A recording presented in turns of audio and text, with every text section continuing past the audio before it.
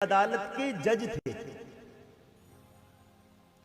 एक दिन की बात, एक गांव में भोला भक्त रहता था। इतना भोला भक्त, प्रेम से बोलो राधे राधे। राधे राधे। अब देखो 10-20 मिनट की बात और है, आप बिल्कुल ध्यान मेरी ओर रखें सभी लोग। इतना भोला भक्त, देखो भक्तों की भाषा भी अलग होती है। भक्त कभी भी किसी भी कार्य का क्रेडिट अपने आप को नहीं देते। भक्त प्रत्येक कार्य का क्रेडिट भगवान को देते हैं। अब भोला का तो स्वभाव ही ऐसा हो गया था, कोई भी बात हो, कोई भी प्रश्न हो, बोले रघुनाथ जी जाने, रघुनाथ जी जाने। इनके गांव में एक मंदिर था रघुनाथ जी का। ये भोला जो था जाति का केवट, नाव चलाने वाला प्राणी, इसकी बेटी का विवाह आया। ध्यान से सुनना। बेटी का जब विवाह आया तो केवट गरीब आदमी, धन की आवश्यकता, तो गांव के मुखिया जी के पास में गए और मुखिया जी से जाकर के बोले, प्रभु कुछ धन दे दो, हम धीरे धीरे कमाएंगे, आपका उतार देंगे। ये मुखिया ब्याज पे पैसा दिया करते थे। इन्होंने धन दे दिया, सब लिखा पढ़ी एक डायरी में नोट कर ली। विवाह हो गया और विवाह होते ही कहते हैं इस भोला ने घर छोड़ दिया। इसने सोचा बेटे का तो पहले ही कर दिया था, पुत्री का भी कर दिया, अब घर में नहीं रहना, अब तो रघुनाथ जी के ही मंदिर में रहना है। रघुनाथ जी के मंदिर में ही रहने लगे, रघुनाथ जी की ही सेवा करने लगे। पुजारी जी के साथ में झाड़ू लगवाते हैं, सब काम करवाते हैं। उनका जो पुत्र था उसने धन कमाया, धन कमाने के बाद में पिताजी को दिया, बोले जाओ कर जाओ, उतर आओ। पिताजी गए और जाकर के बोले मुखिया जी से, प्रभु जी हम आपका धन लेकर के आए, इसको आप ले लो। मुखिया ने धन लिया, हाँ ये आपकी मूल हो गई, ये आपकी ब्याज हो गई, और एक पर्चा बना करके देने लगे। बोले ये लो, ये रसीद ले लो। मुखिया भोला बोला क्या रसीद लेनी, सब रघुनाथ जी जाने। जैसे ही कहा रघुनाथ जी जाने, कहते हैं इस मुखिया के मन में कपट आ गया। इसने सोचा ये तो बिल्कुल मूर्ख है, ये तो पढ़ भी नहीं रहा, इससे तो डबल बार पैसा लिया जा सकता है। वो रसीद तो ले ली। बोले भोला एक गिलास पानी लेके आना।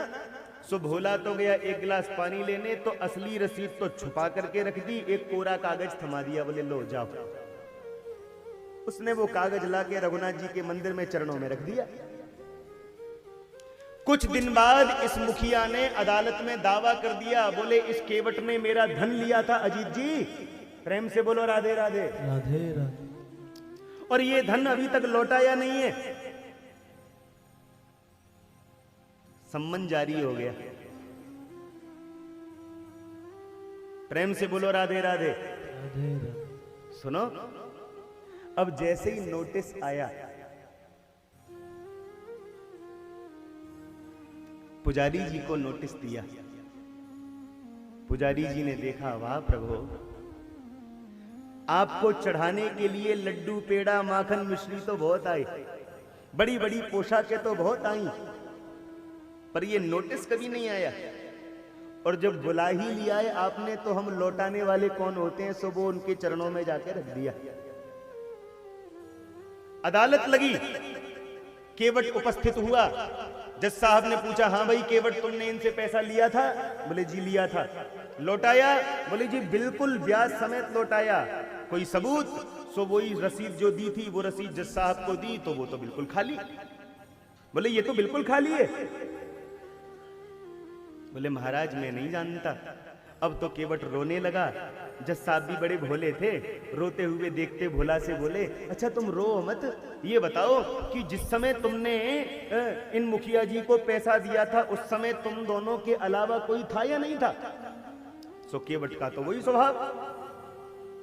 बोले जी हमारे और इनके बीच में सिवाय रघुनाथ जी के कोई नहीं था।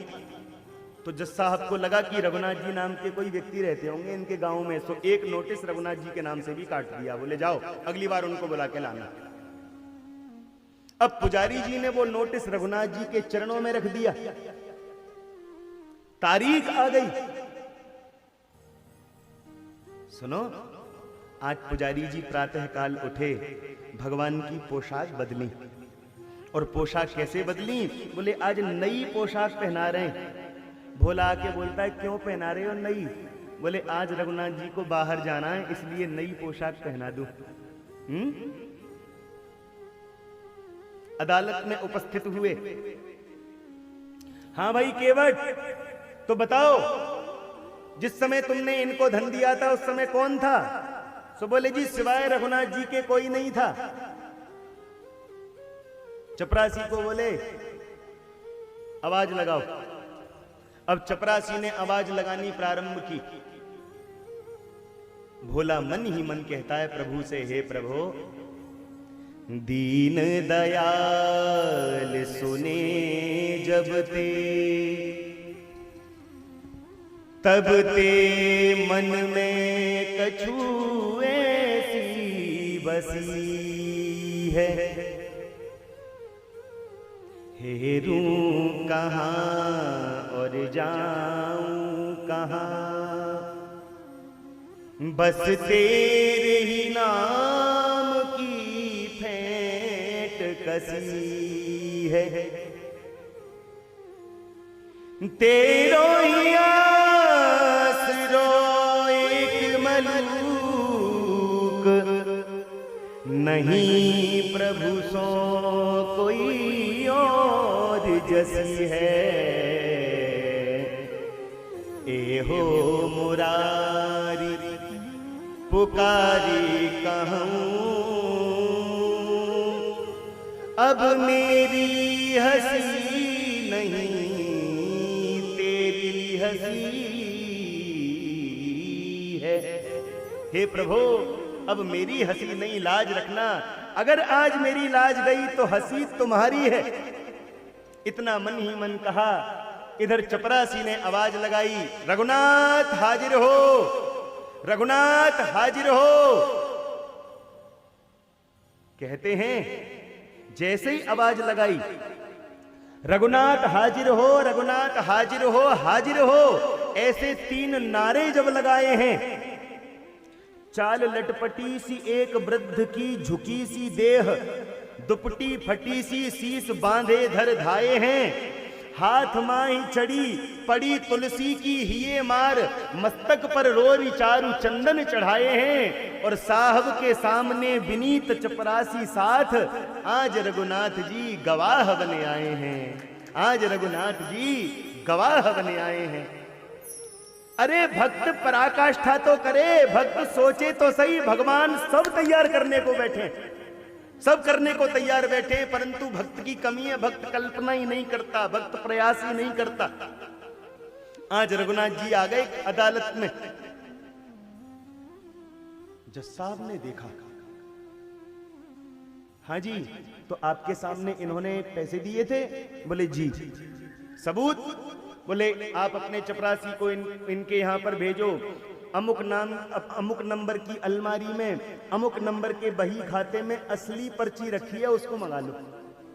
चपरासी भेजा, असली पर्ची मिल गई। मुखिया को दंडित किया। केवट को बड़ी इज्जत के साथ में, सम्मान के साथ में जज साहब ने छोड़ा।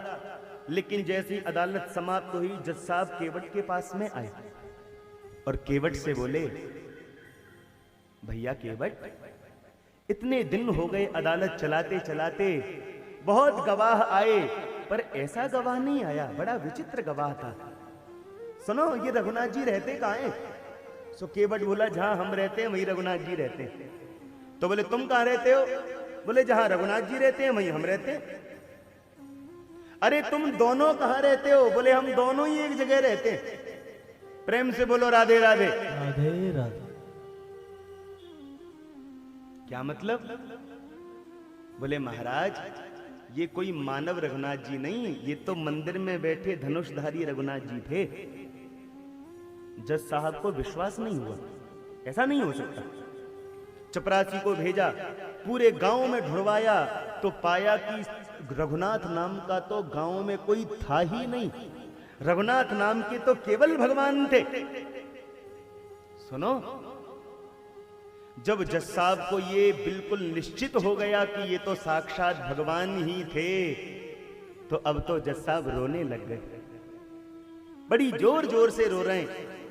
किसी ने पूछा क्यों रो रहे हो, तो जज साहब कहने लगे, शिव नारद शारद शेष गणेश के नहीं ध्यान में आते रहे,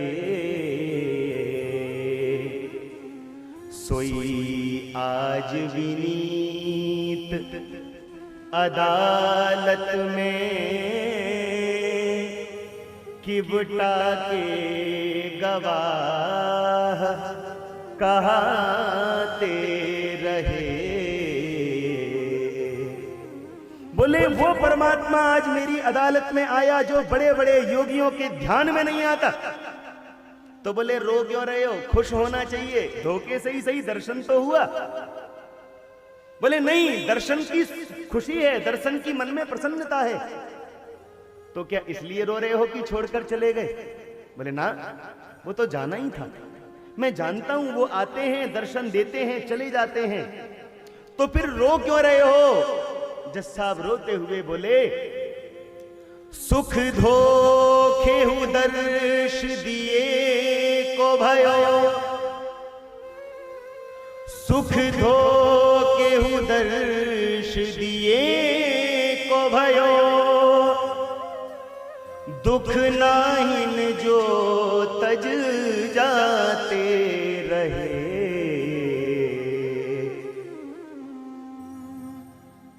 इस बात की खुशी है कि दर्शन हो गया, इस बात का दुख नहीं है कि चले गए, तो रो किस लिए रहे हो? कुर्सी पे बना जज बैठा रहा, जगदीश खड़े समझाते रहे, कुर्सी पे बना जज बैठा रहा,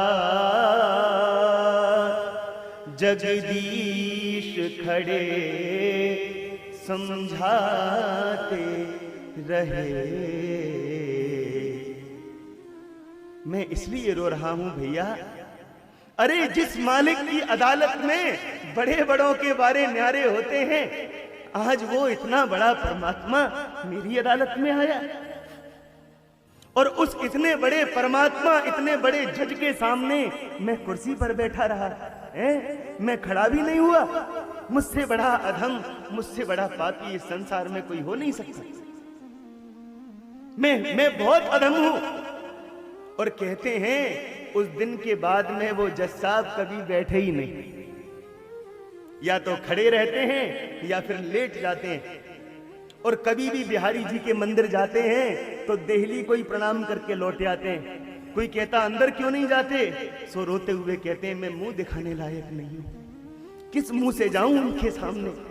वो इतना बड़ा परमात्मा मेरी अदालत में आया, दुनिया का जज मेरी अदालत में आया, और ये तुच्छ जज बैठा रहा, ये उसके सामने खड़ा भी नहीं हुआ।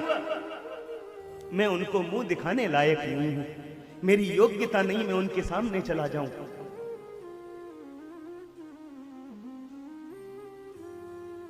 कहते हैं वही महात्मा ब्रज में पागल बाबा के नाम से मशहूर हुए। आज भी आप ब्रज में जाओ तो हमारे घर के पीछे ही मंदिर है, पागल बाबा मंदिर, जहां अपनी कुटिया है ना इस दास की, वहीं पर पागल बाबा मंदिर है। आप कभी जाओ तो दर्शन करना, प्रेम से बोलो राधे राधे। कहने का तात्पर्य यही है भैया, भगवान तो केवल प्रेम से मिलते हैं, प्रेम के अतिरिक्त कोई दूसरा साधन नहीं है।